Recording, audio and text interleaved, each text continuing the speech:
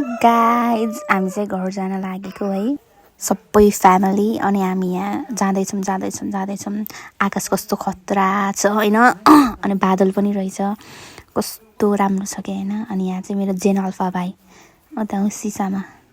जेन alpha भाइ छ हैन अनि त्यसपछि मैले बोलाएको भाइलाई चुप रे चुप त्यसले घर गएर खौ खान्छ खौ अनि आकाश सफा छ यसरी सरररररर अनि कस्तो खतरा फिल आइराख्या स्विजरल्यान्ड के राम्रो छ जति हाम्रो नेपाल राम्रो छ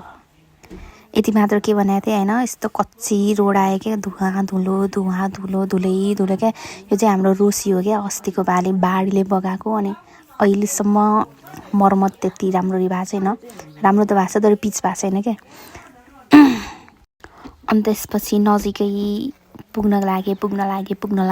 गाइस पुग्न लागे हैन हिँड्यो अनि यो चाहिँ हाम्रो रोसी खोला है अस्ति यसैले हो रोड बगाएको अनि त्यसपछि